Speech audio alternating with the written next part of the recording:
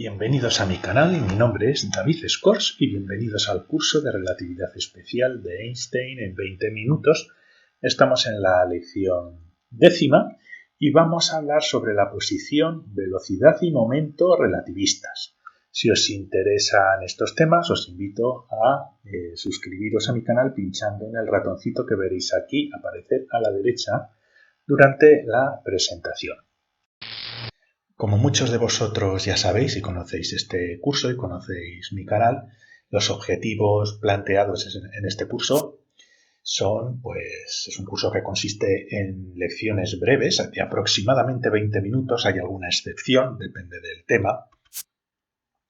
Y en cada lección vamos a tratar un concepto específico de relatividad especial y general de manera independiente, muy despacio y explicando cada paso. De hecho, el punto de partida para poder seguir el curso desde el principio es tener un conocimiento de matemáticas de escuela secundaria y poco a poco iremos progresivamente complicando, haciendo más sofisticadas estas matemáticas e ir introduciéndoos poquito a poquito hacia la relatividad general. El curso está dirigido a personas que no han tenido la oportunidad o el tiempo de estudiar relatividad, pero siempre han tenido esa espinita, ¿no?, clavada en el cuerpo, de poder entender esta teoría tan fundamental.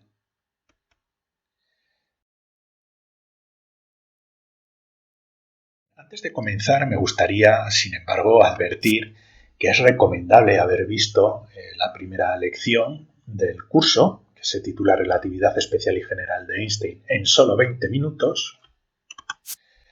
También otra de las lecciones, la lección 2, espacio-tiempo relativista. La lección 3, estructura del espacio-tiempo. Y también la lección 8, posición, velocidad, momento y notación tensorial de Einstein. Porque habiendo visto estas lecciones vais a poder entender mucho mejor los conceptos que voy a describir en esta lección, aunque no es esencial que las veáis, pero sí que es muy recomendable. Sobre todo la lección 8. Vamos a recordar, como casi siempre hago en estas lecciones, la métrica no relativista, porque la métrica del espacio es lo que define la física, ya sea clásica o relativista. Las ecuaciones de dinámica, de cinemática, están todas codificadas en la métrica. Y la métrica no relativista se define como proporcionar una distancia entre dos puntos cualquiera del espacio, aquí ponemos las coordenadas x, y y z, y colocamos dos puntos cualquiera en el espacio, cualquier par de puntos, y podemos definir una distancia que en este caso la hacemos diferencial, un intervalo de distancia muy pequeñito entre dos puntos. Y como sabéis, esta distancia se puede descomponer en tres componentes en la física no relativista, en el espacio no relativista. Un componente en el eje de las x, de x, un componente en el eje de las y, de y, y un componente en el eje de las zetas o de z.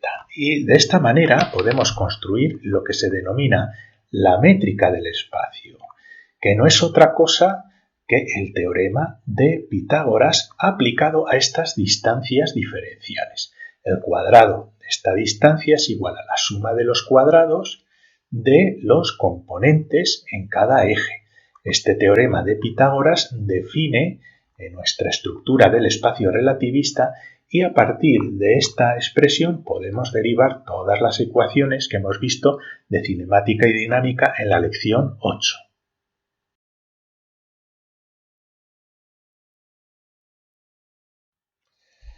Sin embargo, el espacio relativista de la relatividad especial es muy diferente. ¿Por qué? Porque es un espacio de 4 dimensiones. En el espacio anterior, como ya he explicado hasta la saciedad, el tiempo es un parámetro absoluto que no interviene en la distancia entre dos puntos del espacio, no interviene de manera directa. En el caso del espacio relativista, si tenemos dos puntos en las tres coordenadas del espacio, esto está en notación tensorial, x, y indica de manera general cualquiera de las coordenadas en tres dimensiones. x1 es la coordenada x, x2 es la coordenada y, x3 es la coordenada z. Esto es en notación tensorial. Y también podemos incluir un eje con un componente temporal en el espacio relativista especial. El componente temporal es ct, pero podemos asemejarlo como a una variable o una única variable t mayúscula. En este espacio, que es el espacio relativista, podemos dar una distancia, que en este caso no es en línea recta, como ya hemos hablado anteriormente en otras lecciones, pero bueno, podéis imaginaros que es una línea recta, da igual. Es una distancia que la vamos a llamar ds, diferencial de distancia espacio-temporal, ¿de acuerdo? Y en esta métrica, que ya hemos derivado en la lección 1 y hemos hablado mucho en el resto de lecciones, el tiempo, la coordenada temporal, sí que contribuye directamente a la métrica de 4 dimensiones. Esta distancia al cuadrado es igual a la suma de los cuadrados de las distancias, como de los componentes de estas distancias diferenciales al cuadrado, menos el cuadrado del componente temporal.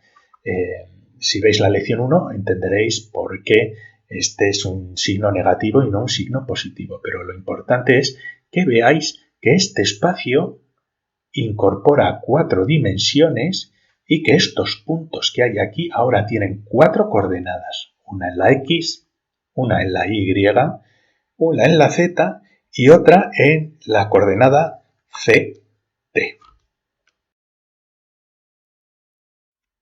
Muy bien, de esta manera podemos definir un vector de posición relativista.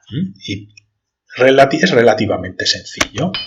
Si tenemos el punto A en nuestro espacio de 3 dimensiones tiempo ct, esto es un espacio entero, podemos dibujar un vector de posición r con una flechita arriba, y este vector de posición va a tener ahora 4 componentes. Un componente x sería el x1, y el x2 y z el x3 por proyección de la posición de este punto en estas 3 dimensiones que las hemos compactificado en una sola. Y lo hacemos mediante notación tensorial. Es una manera general de indicar las posiciones en el espacio de 3 dimensiones, con esta I latina. Además, tenemos una coordenada temporal ct por proyección de este punto con la coordenada. Así que este vector de posición tiene 4 componentes y no 3 componentes como en el espacio newtoniano. Aquí el componente temporal está directamente implicado en la definición de este vector de posición. Lo podemos resumir mediante notación temporal si ahora hacemos que x0, asignamos otro número aquí para la coordenada temporal, es equivalente a la coordenada temporal ct de este punto. De esta manera tenemos un x0, que sería igual al ct anterior, un x1, la posición x, un x2, y, x3, z. Estos superíndices, como ya hemos hablado en la lección 8, son índices contravariantes en una notación tensorial de coordenadas.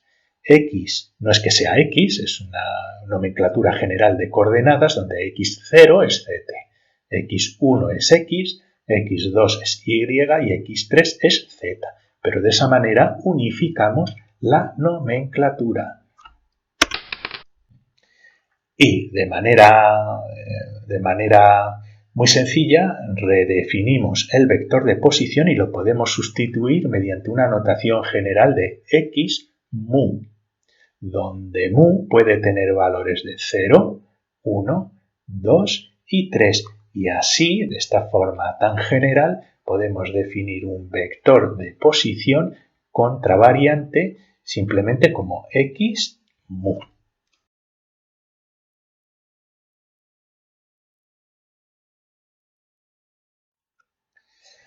También, de la misma manera como vimos en la lección 8, tenemos un vector de desplazamiento. O sea, si tenemos nuestro punto A con su vector de posición aquí en el espacio de 4 dimensiones, este punto se puede desplazar a la posición B, tenemos un nuevo vector de posición y esto implica un vector de desplazamiento desde A hasta B, así, y cuyos componentes también se pueden calcular mediante la resta, esto es el intervalo, la resta de la coordenada CT del punto B menos la coordenada CT del punto A, y tenemos delta CT, la resta entre la coordenada en la posición X del punto B menos la del punto A y ponemos delta X. Podríamos poner aquí delta X0, delta X1, delta X2, delta X3, pero prefiero ir cambiando de notación para que os vayáis acostumbrando un poquito a las diferentes maneras de anotarlo. Y este es el cálculo del vector desplazamiento. Bien. Y de una manera muy sencilla podemos representarlo como un intervalo de x mu, donde mu es la coordenada general 0, 1, 2 y 3 y nos representa todas las coordenadas del vector posición. Una manera muy resumida que implica sustituir toda esta notación de vector de columna con su índice contravariante.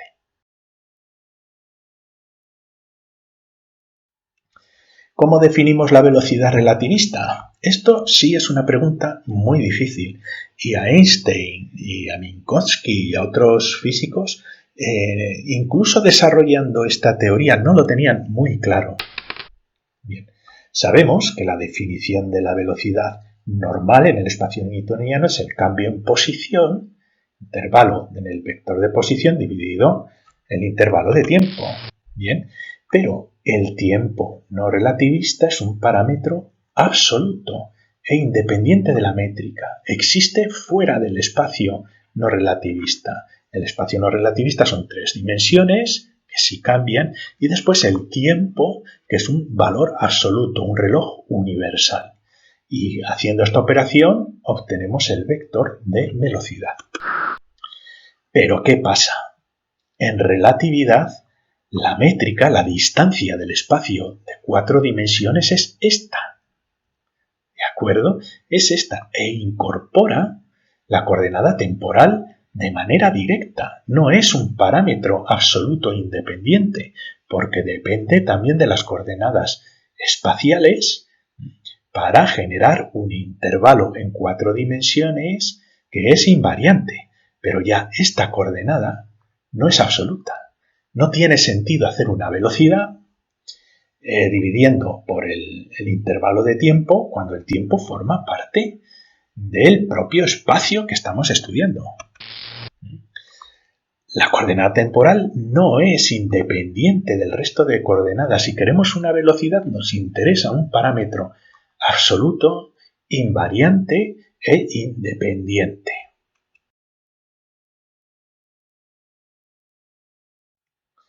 Así que para las trayectorias en 4 dimensiones, ¿qué parámetro que sea independiente e invariante podemos utilizar para calcular velocidades relativistas? Bueno, en primer lugar tenemos que poner todos los parámetros de las coordenadas de 4 dimensiones relativistas, incluyendo el tiempo. Entonces, x mu representa ct, x, y y z.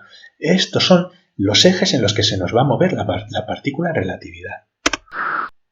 Entonces la partícula se nos mueve en este espacio, pero las trayectorias ahora de nuestra partícula serán directamente en el componente temporal x0 y en los componentes espaciales x1, x2 y x3, o ct, x, y z, como prefiráis.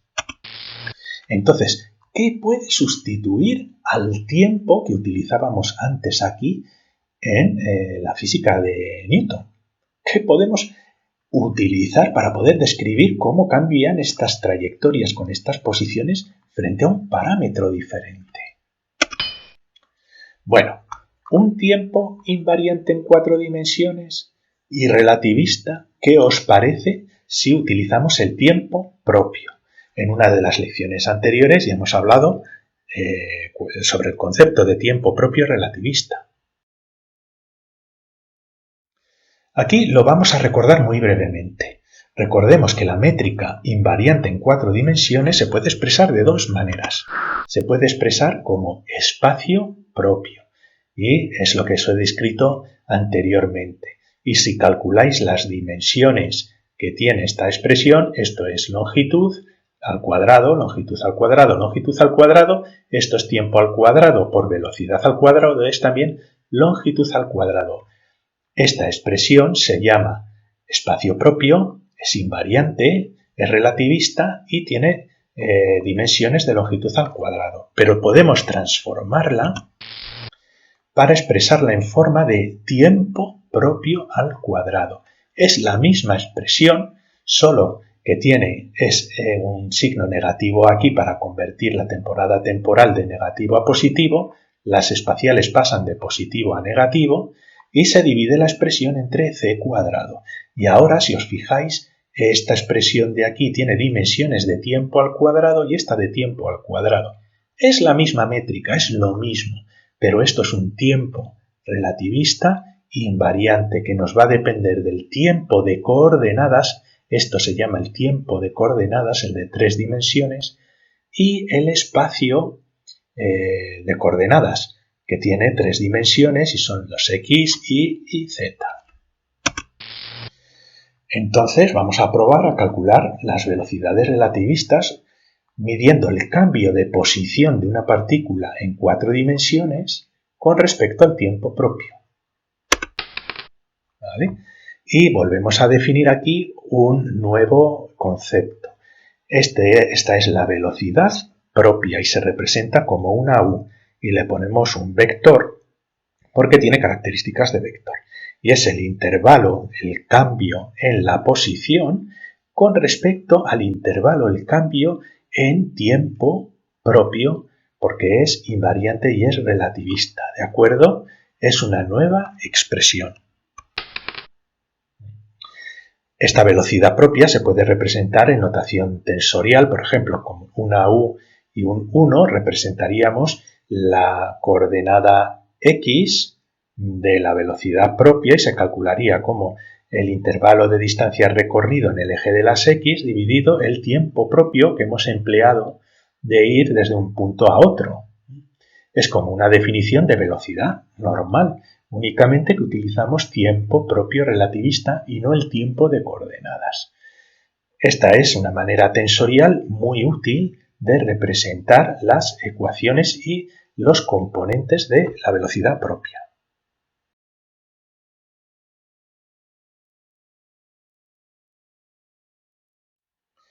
Muy bien, pues parece que de esta manera sí que nos puede funcionar este tipo de velocidad rara, ¿de acuerdo?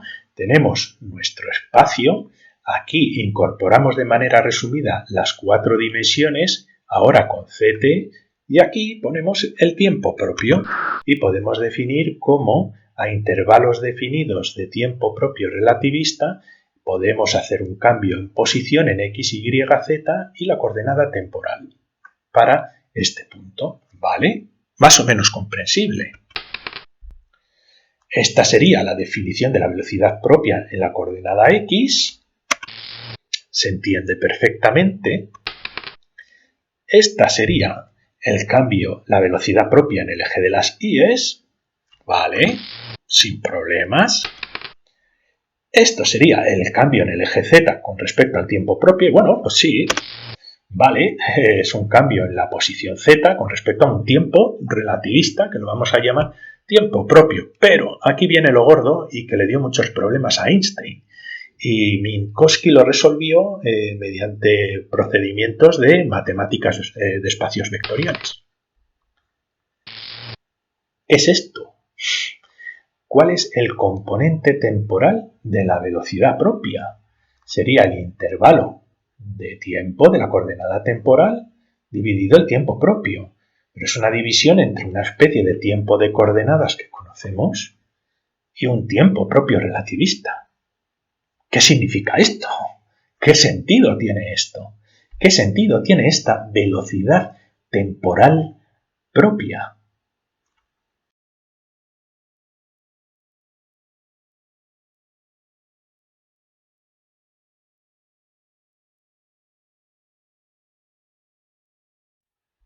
Bien, este procedimiento, esta manera de calcular velocidades, pues nos proporciona un montón de dudas para poder interpretar los resultados. Como ya os he comentado antes, vamos a denominar a la velocidad propia como u, con una flechita, porque es un vector, y tiene 4 componentes, y lo podemos representar en notación temporal como mu, donde mu puede ser 0, 1, 2 y 3. Y a este vector se le llama vector 4 velocidad. Yo lo digo por traducir en inglés, es 4 velocity vector. En español no tengo muy claro cómo se dice, pero bueno, son 4 velocidad, o velocidad de 4 componentes, digámoslo mejor así. Tenemos el componente temporal, el componente en el eje de las X, el componente en el eje de las Y y el componente en el eje de las Z, y lo representamos de manera general con la notación temporal. Esta es la coordenada temporal, que nos incluye el CT, pero lo representamos así de manera general, coordenada de las X, Y y Z, todo dividido por un intervalo de tiempo propio.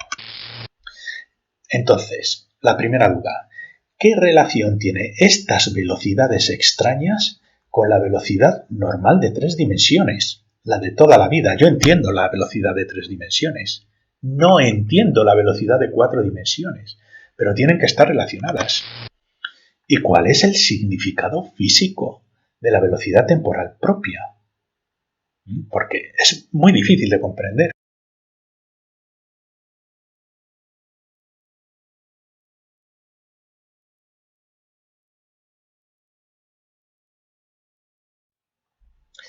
Estudiemos entonces, para resolver parte de estas dudas, la expresión de la velocidad temporal propia, pero vamos a partir desde la expresión de la métrica. Como sabéis, esta métrica define las características de nuestro espacio relativista. Es invariante, es absoluta, digámoslo así, es una trayectoria en 4 dimensiones y equivale a esta expresión. Vamos a dividir las dos partes entre dt al cuadrado. A ver cómo se nos simplifica la expresión. Y nos queda algo que sí que parece que es la velocidad propia temporal, pero a la inversa, ¿no? d tau al cuadrado entre dt cuadrado es igual a 1, dt cuadrado entre dt cuadrado es 1, y aquí, fijaos, he puesto un menos y un paréntesis con la suma para que veáis una cosa. El intervalo en las x al cuadrado con respecto al tiempo normal al cuadrado, más el intervalo de desplazamiento en el eje de las y al cuadrado dividido entre el tiempo al cuadrado, el desplazamiento en el eje de las z al cuadrado dividido el tiempo al cuadrado, y es un sumatorio. Este sumatorio es la velocidad al cuadrado normal y corriente de la partícula, pero dividida entre c cuadrado. ¿De acuerdo? Así que ahora aparece la velocidad al cuadrado en la parte de la derecha dividida entre c al cuadrado. Y podemos representar esto así. Fijaos qué fórmula tan bonita. Vamos a seguir operando. Aquí tenemos la expresión simplificada 1 menos la velocidad de la partícula en 3 dimensiones al cuadrado dividido a c cuadrado. Esto huele mucho a relativista. Vamos a invertir la expresión. La invertimos y ahora ya tenemos dt cuadrado entre d tau al cuadrado. Y es 1 entre 1 menos la velocidad al cuadrado c cuadrado. Hagamos la raíz cuadrada y obtenemos que esta expresión dt al cuadrado d tau, o sea dt dividido d tau al cuadrado, es el factor gamma de Lorentz, que ya hemos visto en otras lecciones que os invito a mirar. Pues muy bien. Con lo cual, el componente temporal de la velocidad propia es el factor gamma, que lo podemos sustituir como gamma para no escribir todo este rollo, multiplicado por c. ¿Por qué? Porque la velocidad propia es en realidad c dt dividido d tau. Por eso es c gamma. ¿Y qué significa esto al final?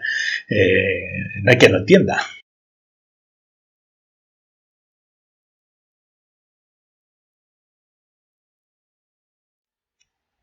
Veamos qué podemos hacer.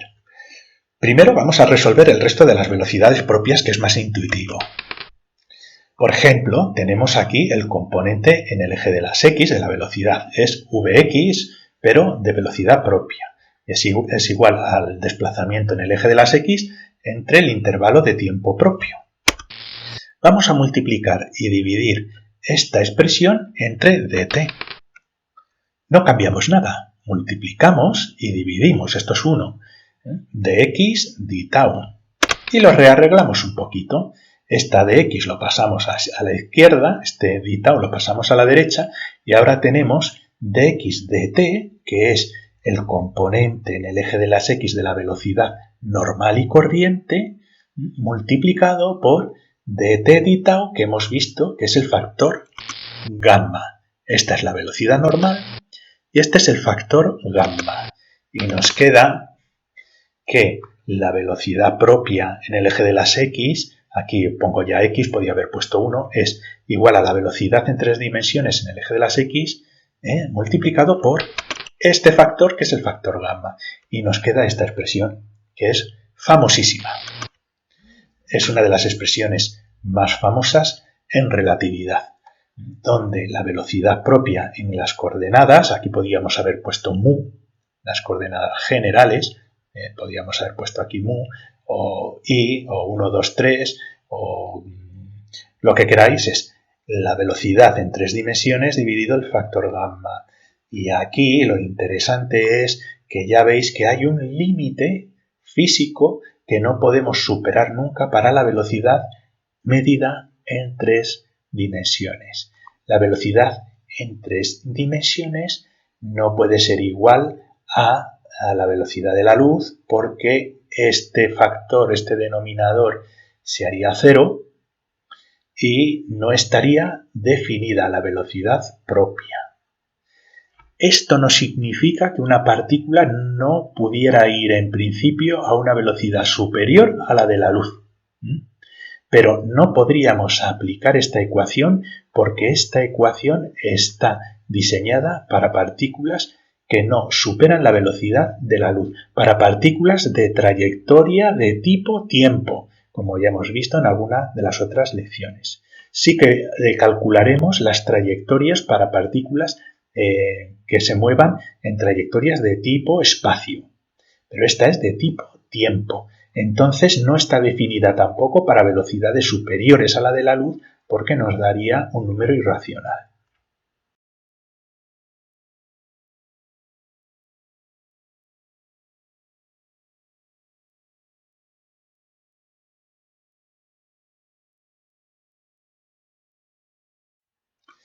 Y ahora tenemos una expresión para la velocidad y también el momento relativista. Esta es la velocidad relativista, aquí en notación tensorial U0, U1, U2, U3, que podemos sustituirlo por gamma C, gamma es el factor gamma, gamma velocidad 1, velocidad 2 y velocidad 3 en 3 dimensiones. Y esto pues ya más o menos es más comprensible para nosotros. Podemos sacar el gamma afuera y nos queda este vectorcito como C, V1, V2 y V3. Esta es la definición de la velocidad propia. Y ya tenemos la relación con la velocidad normal en 3 dimensiones, aunque todavía tenemos esta cosa aquí temporal que es muy rara. El momento, pues únicamente se multiplica por la masa de la partícula. Y ahora tenemos una cosa curiosa, una masa multiplicando esta expresión gamma c, ¿de acuerdo? Que es el componente temporal de la velocidad propia. Es muy difícil de entender. Esto sí es fácil de entender. Sería el momento normal y corriente de una masa que multiplica una velocidad. ¿Que es en 4 dimensiones? Sí, pero una velocidad. Podemos sacar el factor gamma fuera y nos queda una relación como P1, P2 y P3. Este es el vector de momento newtoniano normal y corriente, y el relativista contiene aquí un componente temporal mc gamma. Esto empieza a sonar curioso, ¿verdad? Lo definiremos en la próxima lección, pero por el momento tenemos que el componente temporal del momento, ponemos como P0 es igual al factor gamma multiplicado por la masa de la partícula y multiplicado por c. Muy interesante esta expresión, pero todavía no entendemos qué significa. Esta es la definición del momento relativista.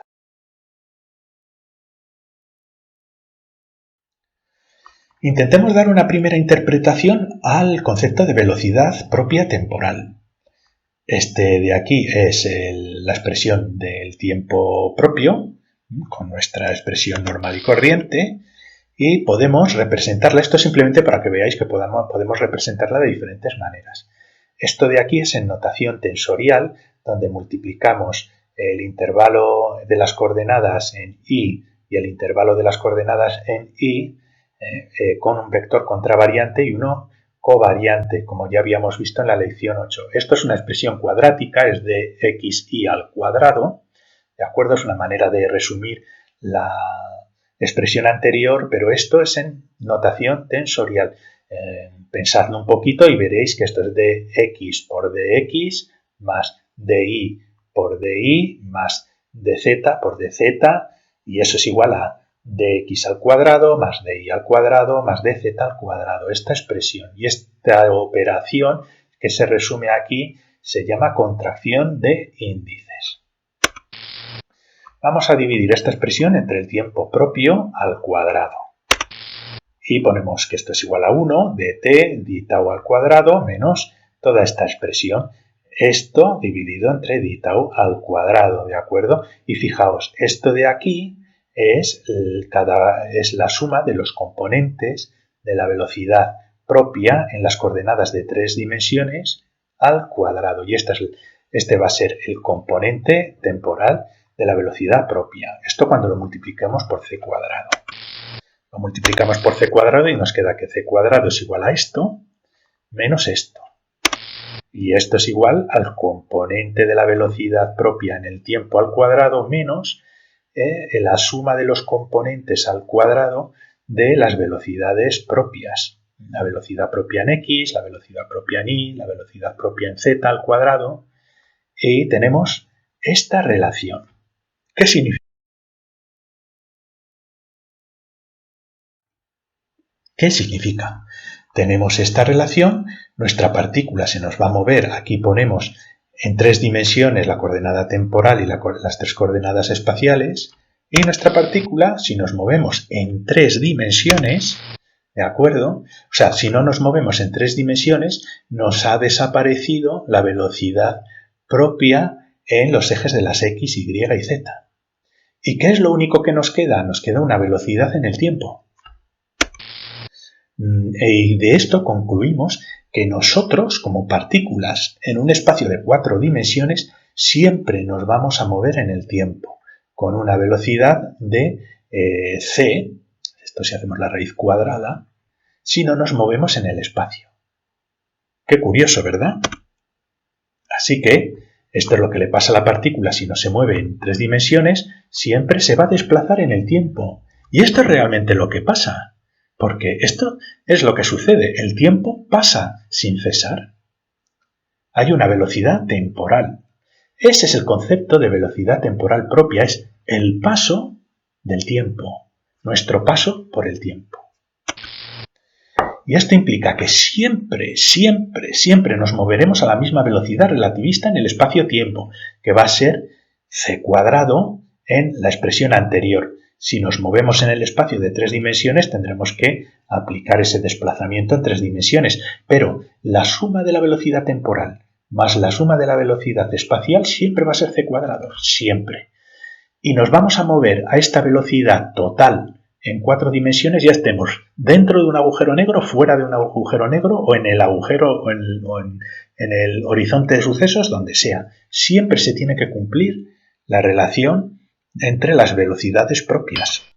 Y esto indica que la relatividad especial y general contiene en su diseño una flecha del tiempo, que es irreversible, porque tiene que cumplir la relación invariante entre las sumas de las velocidades propias al cuadrado, de las coordenadas 3D más la temporal. Es una flecha del tiempo con irreversibilidad. Pensadlo un poco.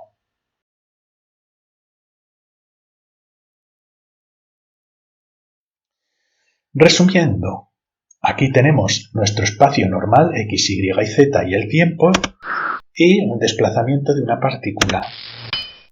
Antes la partícula se movía en 3 dimensiones con un vector velocidad, con una i latina. ¿De acuerdo? Pero ¿qué es lo que pasa ahora en relatividad? Tenemos 4 dimensiones, 4 coordenadas, y se desplaza nuestra partícula en 4 dimensiones. Tiene un desplazamiento en 4 dimensiones con respecto al tiempo propio, y para ello tiene una 4 velocidad, o una velocidad de 4 componentes, v mu. Y tenemos un componente adicional que acabamos de descubrir, que es el componente temporal de la velocidad, que es igual a c dt dividido d tau. Muchas gracias por vuestra atención. Ya la semana que viene, o igual dentro de 2 semanas, como es vacaciones de Semana Santa, intentaré de todos modos hacerlo para que lo tengáis disponible la semana que viene. Podremos saber cuál es la interpretación de ese componente temporal del momento de la partícula, y para ello derivaremos la grandísima y más famosa ecuación que existe, E igual a mc cuadrado. Así que muchas gracias por vuestra atención. Si os queréis suscribir al canal, estáis invitados. Hasta la próxima.